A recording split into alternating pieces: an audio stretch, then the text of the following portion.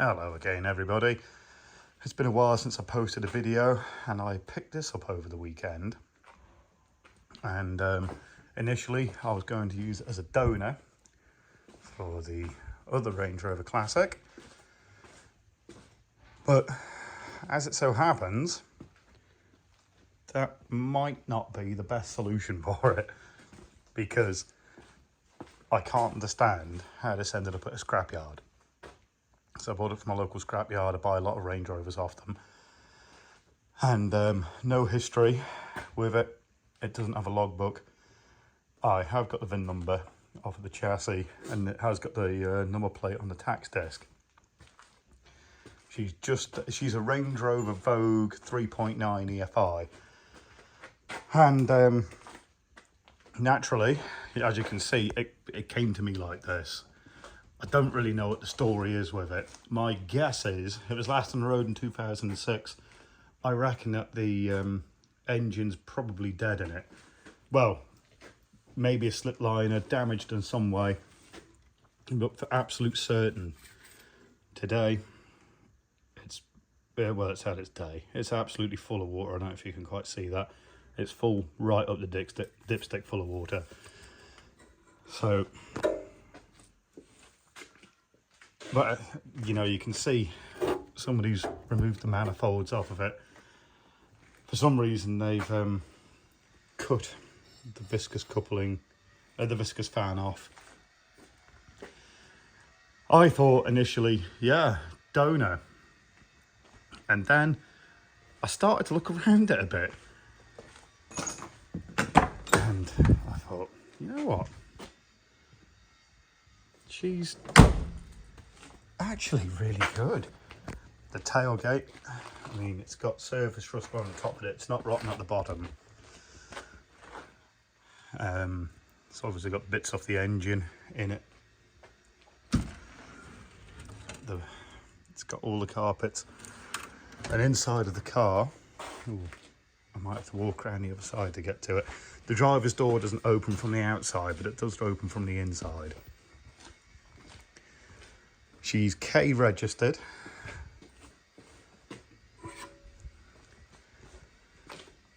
And it was this, really, that made me think, you know what? There's something more about this. Teddy bear interiors don't wear out like all the others. Even the headliner hasn't completely sagged. I thought, you know what? It's quite tidy. The inner wings are good. The bulkhead's good. The headlight surrounds have started to go a little bit at the bottom, but that's really not a problem. I start to think, you know what? As daft as this sounds, this doesn't even seem like a crazy project. I've got a black one, and to be honest, I didn't pay very much for this one. I'll just wang a black bonnet on it, and the headlights and the grille off the other one, and I'm pretty much there. It's I dare say she'll drive. The gearbox has got no fluid in it, so I don't know what the condition of the gearbox is. Even the side steps, they ain't falling off.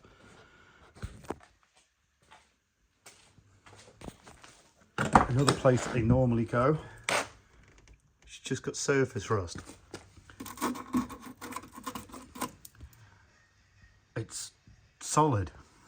It's solid, solid, solid. I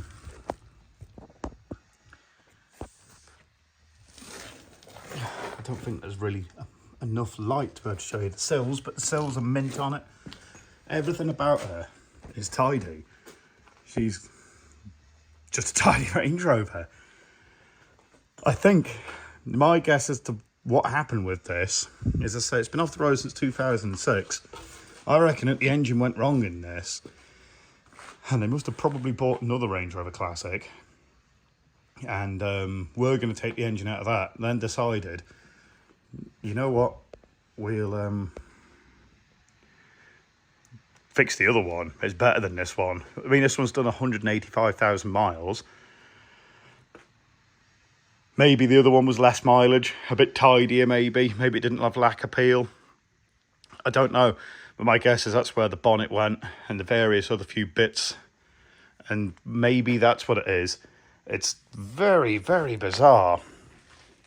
I mean, you can't quite make the writing out on it, but they've labelled up all the plugs from where they came from and such.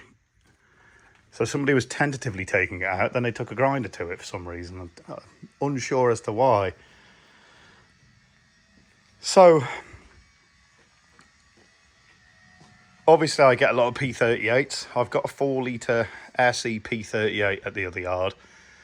And I'm really giving it some consideration to having like a 2-week project car out of this and just knock about in there. The brakes work on it. Everything seems to work just normal. The handbrake, the foot brake. It's daft as it sounds. I really think that this probably go for an MOT with. She won't be pretty, but I think that's kind of. I don't really like rat rod looking cars, but I think that would be kind of half the interest with it. That it's not a pretty one. My diesel P38's done 349,000 miles now. And the deal with her is when she gets to 500,000, I'll do a complete bare metal respray and rebuild on her. And seeing as this is just a high mileage, not particularly rare or anything special Range Rover Classic, I might turn her into the workhorse. Now, the reason why I mention the P38 4-litre is I could drop that engine in record time and I could have her running and driving around with no real, as I say, there's nothing really much to do on this. But I'm also kind of thinking about what other options. It's a bit boring to just constantly V8 everything. Everything here has got V8s in it, except for me diesel daily. Maybe an M57 in it. Maybe an M51. I mean, I've got a lot of the engines, and to be fair, I've got a lot of time for the M51, although they are a bit underpowered. I've been looking at Cummins swaps, maybe drop a Cummins in it. I'm not sure.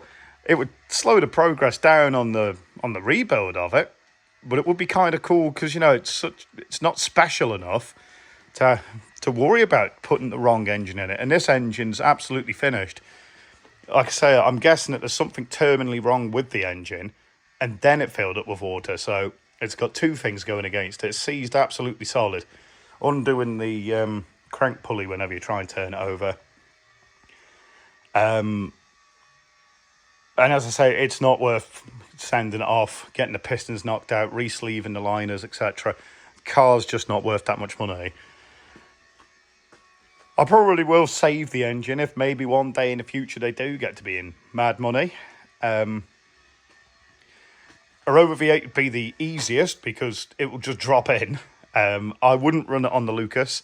It's a Gems 4-litre that I've got. I'll just run it on Gems if the plenum chamber fits underneath the bonnet, which I imagine they probably do. But it seems like a bit of a waste, really. You kind of expect them to have V8s in them. And, well, maybe it'd be a bit more exciting if something else goes in it. But at the same time, it'd just be it'd be arguably handy at the moment for me to just have her out and about working. So it could end up getting a V8. I don't know. It's pretty exciting to, as I say, just to have something like this land upon me. It's come at inconvenient timing. We're absolutely rammed full of Range Rovers at the moment. Customers' cars, my cars, etc., etc. And, well, this turned up and I really don't have room for it. I mean, the Range Rovers are literally piling up. They're absolutely everywhere at the moment. And this is just here. The other yard, there's even more. There's just Range Rovers absolutely fucking everywhere. And, well, potentially another SD1 turning up. And a few more Metros. I bought a Rover 75 1.8 turbo. I'm going to stick that into my white Metro pretty soon. As I say, I don't really want to spend an awful lot of time on it, but I really don't think it's going to take a hideous amount of effort, time, or anything to get her functioning and add her to the fleet. I just thought it was a bit of an interesting thing. It just goes to show that, you know, people... I always kind of say this, it's sad. It's sad nowadays that classic cars are quite hard for people to get involved with because there's just so much money. You know, a youth, when I was 18, I was buying Ford Capris and Rover SD1s and Metros, and they were pennies. They didn't really cost anything. Nowadays, a mullered one, you just can't buy them. Anything that is semi-salvageable is just crazy money. But even today, you know, Range Rover Classics, they are quite valuable, I suppose. Got a large collector's market, but you can still pick them up. Every so often you'll find a bit of a bargain. And I'll be honest, this wasn't planned. As I say, I bought it initially just as a donor vehicle. And then I looked around her, and she's just so tidy. So tidy. The chassis on it is mint. I'll probably do a mini-series and just putting it together, to tell you the truth. Only because I don't think it's going to take very long to do any of it. But it's given me a little bit of faith. And, you know, it's not all about trying to get a bargain out of somebody or whatever. This was literally go into the car baler. I do pay a premium for Range Rovers. That's why I got contacted about it and it turned up. But I bought it below market value. So they are still out there. You can still get yourself involved in it. You know, I'm obviously a bit of a British car fan. But you can still pick up Volkswagens, Fords, BL cars or whatever at certain times affordably. And my stance on it's always been, as I say, you know, there's probably some purist out there that'd be like, oh yeah, that Range Rover Classic, you know, it's a 3.9 Vogue EFI and I don't know, maybe it's special to them in some way and it'd be sacrilege to butcher her in some way where she's not OEM original no more. But for me, it's about keeping the cars alive. I don't really think Range Rover Classics are that rare anymore. I think they've got like a weird situation going on with them. They're just quite expensive. I appreciate them for what they are. They're not really my first choice of Range Rover. I don't really like driving them that much. But novelty of having one again on the road would be kind of cool. And for me, as I say, I could just drop a 4-litre in it. It's pretty much the same engine as the 3.9. But it doesn't matter what engine you stick in any of these cars. If you've got one that you can save and you want to stick a 2JZ in it, a 4.2 supercharged, a Rover V8, whatever, it don't matter. As long as it's going to be sort of saved, because all of these cars are getting rarer and rarer. P38s are getting rarer and rarer. These are getting rarer and rarer. It's pretty strange being in the community. A lot of Range Rover Classics get cut up still. Hella amounts of them. Metros are nearly extinct. Rimmer Brothers won't even sell you off the parts because they don't have them on the shelf no more. Ironically, I'd say SD1s aren't actually that bad anymore. You can still pick them up, but they're quite expensive. Parts for them is a nightmare. 800s, they're another cheap car that you can get into if you like classics. Parts for these is nothing short of a nightmare. But you know, it's restored a bit of faith with it, because for me, as I say, you know, I'm 33, and I grew up with so many options of so many awesome cars that were cheap, and you know, it taught me a lot about mechanics, and you know, it got me off just sitting on the PlayStation all day. And maybe that, you know, boys should be able to be boys, or girls. You know, a lot of girls nowadays get into classic cars, and it's nice to do something that's active, and you know, it's got to be good for your mental health to take something like this and you'll be able to see the progress that you're making along the way with it and the feeling of accomplishment when you've sorted it all out and it's on the road. There's never a better feeling. So I'll be honest, I'll just do it as a budget rebuild. Just to, you know, I'll tell you what, I'll do a complete running total of it as I go along the series. And then it just gives faith to somebody out there that thinks, you know, I can't afford a Range Rover Classic. I really, really want one. Maybe they're young, maybe they've got children, maybe whatever. But you can still get them.